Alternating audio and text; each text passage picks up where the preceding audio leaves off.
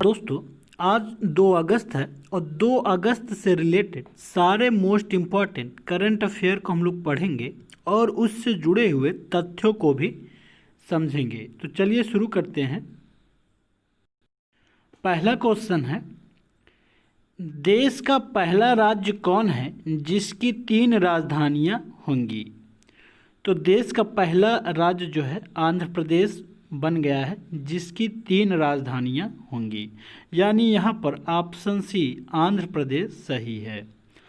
आंध्र प्रदेश के राज्यपाल विश्वभूषण हरिचंदन ने 31 जुलाई 2020 को राज्य सरकार के 3 राजधानी वाले योजना को मंजूरी दे दी है। आंध्र प्रदेश की जगनमोहन रेड्डी सरकार ने इस साल की शुरुआत में राज्य की 3 राजधानियां बनाने की योजना को आकार देने वाले संबंधी विधेयक को आंध्र प्रदेश विधानसभा में पेश किया था। इस कानून के तहत आंध्र प्रदेश की 3 राजधानियां होंगी और इसके साथ ऐसा करने वाला ये देश का पहला राज्य भी बन गया है। अब आंध्र प्रदेश सरकार विशाखापट्टनम से कार्य करेगी और राज्य विधानसभा अमरावती से और हाईकोर्ट कुर्नूल में होगा। प्रस्ताव के अनुसार विशाखापट्टनम आंध्र प्रदेश की एग्जीक्यूटिव कैपिटल होगी, वहीं कुर्नूल को जुडिशियल कैपिटल के तौर पर पहचान मिलेगी, जबकि अमरावती लेजिस्लेटिव कैपिटल के रूप में कार्य करेगा। नेक्स्ट क्वेश्चन है, हाल ही में वन नेशन वन कार्ड योजना में कितने और राज्य और केंद्र शासित प्रदेश को शामिल कर लिया गया है? तो 4 और जो है राज्यों को शामिल इसमें कर लिया गया है। किसमें? वन नेशन वन कार्ड योजना में, यानी ऑप्शन सी यहाँ पर 4 सही है। केंद्रीय उपभोक्ता मामलों के मंत्री रामविलास पासवान ने वन नेशन वन कार्ड योजना को 4 और राज्यों और यूटी के शामिल कर लिया है। इसमें कौन कौन से 4 राज्य हैं? जम्मू कश्मीर, मणिपुर, नागालैंड और उत्तराखंड को इसमें शामिल किया गया है। इस नए कदम के साथ यह योजना अब पूरे देश के 24 राज्यों और केंद्र शासित प्रदेशों में लागू हो गया है। One nation one ration card योजना के तहत देश में अपने स्थान की परवाह किए बिना राशन कार्ड धारक अपने राशन कार्ड के माध्यम से राष्ट्रीय खाद्य सुरक्षा अधिनियम के तहत राशन का लाभ उठा सकते हैं। उपर्युक्त 4 राज्यों के अलावा 20 राज्य पहले से ही इस योजना से एकीकृत हो चुके हैं। 2011 की जनगणना के अनुसार देश में लगभग 81 करोड़ लोग राष्ट्रीय खाद्य सुरक्षा अधिनियम के तहत आते हैं। इस अधिनियम के तहत भारत सरकार समाज के सबसे कमजोर वर्गों अर्थात अंत्योदय परिवार को कवर कर रही है। नेक्स्ट क्वेश्चन है, हाल ही में दुनिया की सबसे मूल्यवान कंपनी कौन बन गई है? तो हाल ही में दुनिया की सबसे मूल्यवान कंपनी एप्पल कंपनी बन गई है, यानी यहाँ पर ऑप्शन बी एप्पल सही है। वर्तमान महामारी के बीच जब हर जगह ऑनलाइन काम करने के लिए इलेक्ट्रॉनिक उपकरणों की वृद्धि हो रही है, तो कंपनी के उपकरणों के मांगों में वृद्धि देखी गई है। बता दें, एप्पल मुख्यतः इलेक्ट्रॉनिक सामानों को बनाता है, जैसे टैबलेट, मोबाइल, लैपटॉप, इस तरीके से। बता दें कि एप्पल मुख्य रूप से इलेक्ट्रॉनिक सामान बेचता है। एप्पल द्वारा दिए गए शेयर गणना के अनुसार कंपनी का बाजार पूंजीकरण $1.82 ट्रिलियन हो गया है। नेक्स्ट क्वेश्चन है, हाल ही में अमर सिंह का निधन हो गया है। ये संसद के किस सभा के सदस्य थे? तो बता दें, अमर सिंह जो है संसद के राज्यसभा के सदस्य थे, यानी ऑप्शन ए यहाँ पर राज्यसभा सही है। राज्यसभा सदस्य अमर सिंह का सिंगापुर में उपचार के दौरान निधन हो गया। वे 64 वर्ष के थे। अमर सिंह का 2011 में गुर्दा प्रतिरोपण हुआ था और वह लंबे समय से बीमार थे। अमर सिंह के निधन पर प्रधानमंत्री मोदी ने शोक जाहिर की है और उन्होंने कहा कि अमर सिंह एक ऊर्जावान पब्लिक फिगर थे।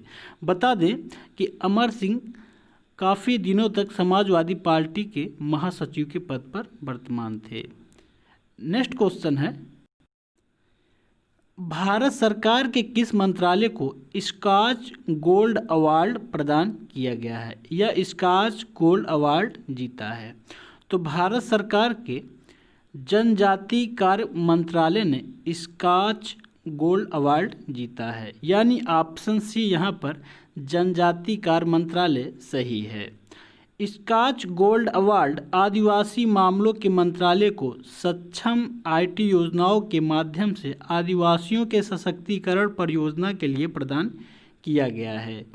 66वीं स्कॉच 2020 प्रतियोगिता India represents to Covid through digital governance नाम से आयोजित की गई थी।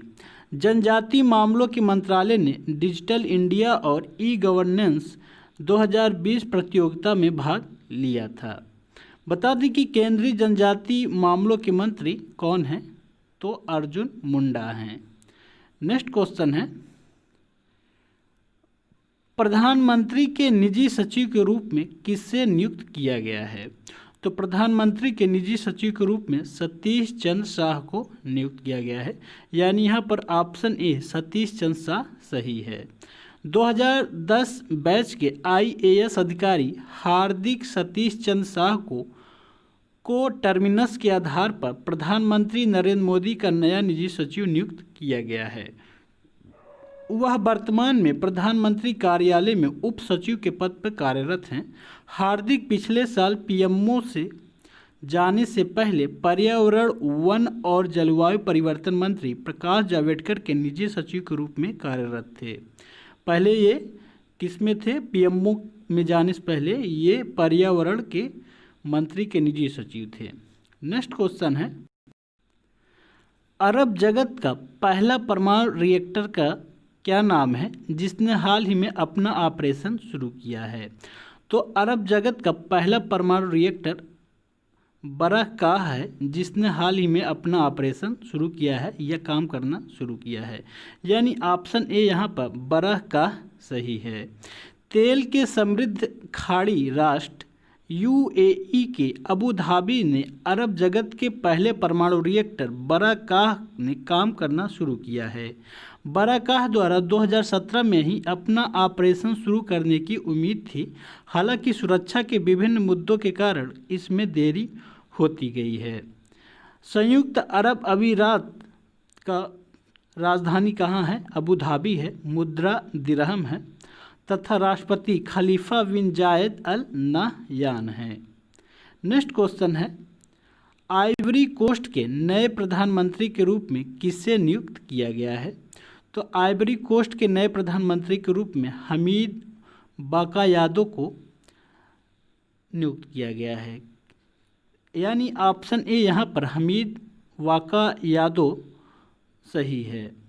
आइवरी कोस्ट के रक्षा मंत्री हमीद वाकायादो को देश के प्रधानमंत्री के तौर पर नियुक्त किया गया है। बता दें कि आइवरी कोस्ट के पूर्व प्रधानमंत्री का अचानक निधन हो गया था, जिसके बाद से हमीद वाकायादो देश के अंतरिम पीएम के रूप में सेवा कर रहे थे। आइवरी कोस्ट के राष्ट्रपति कौन हैं? तो अलासेन उतारो हैं तथा